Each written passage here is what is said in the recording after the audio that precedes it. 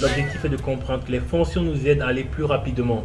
Dans le cas précédent, nous avons pu voir que la fonction somme nous permettait d'aller plus rapidement pour trouver le total de plusieurs cellules au lieu de les additionner cellule après cellule. Ok. Maintenant, nous allons voir les informations complémentaires. Ici, il est question de comprendre qu'à chaque fonction, il peut avoir un argument supplémentaire. C'est le cas de la fonction somme par exemple. Comme vous voyez l'anatomie de la fonction somme, on a d'abord le nom de la fonction, puis on a le premier argument qui est obligatoire et le second argument qui est un argument supplémentaire, on ne le sépare par une virgule. Il s'agit généralement de ce qu'on appelle une constante.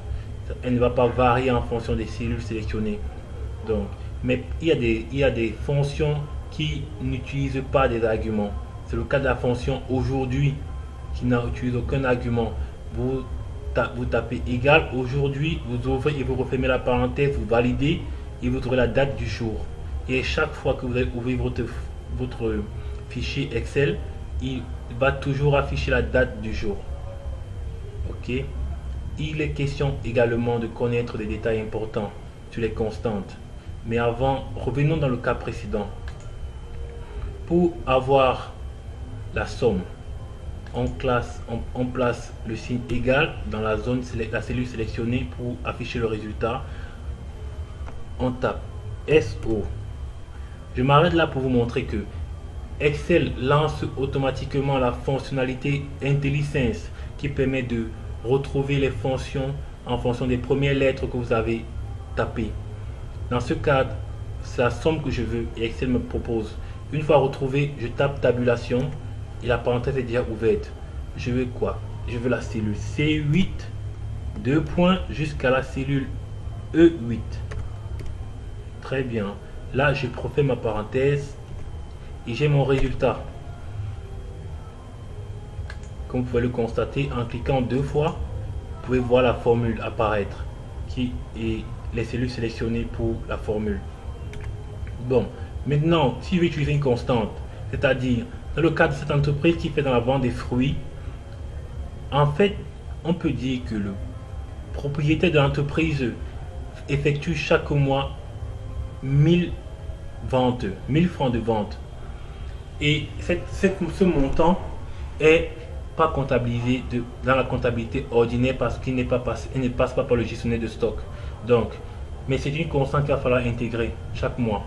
On va justement reprendre notre formule somme, tabulation, on reprend nos cellules de C à E8, mais cette fois-ci on met virgule pour ceux qui utilisent Microsoft Office Excel en anglais, point virgule pour ceux qui utilisent en français.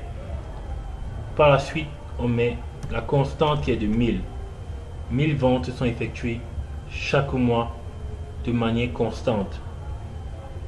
On referme la parenthèse et on valide. Vous verrez que à chaque fois, cette constante apparaît et c'est ajouté automatiquement, qu'importe le montant, qu'importe la quantité vendue. Donc, la constante ne varie pas.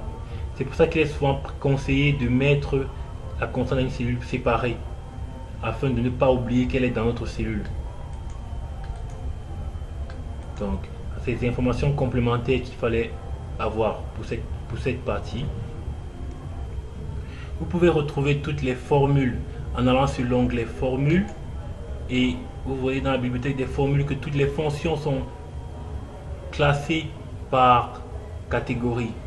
Dans les fonctions de texte par exemple, il y a des fonctions de date également, il y a les fonctions de recherche et référence, il y a des fonctions logiques, des fonctions financières, mathématiques et trigonométrie.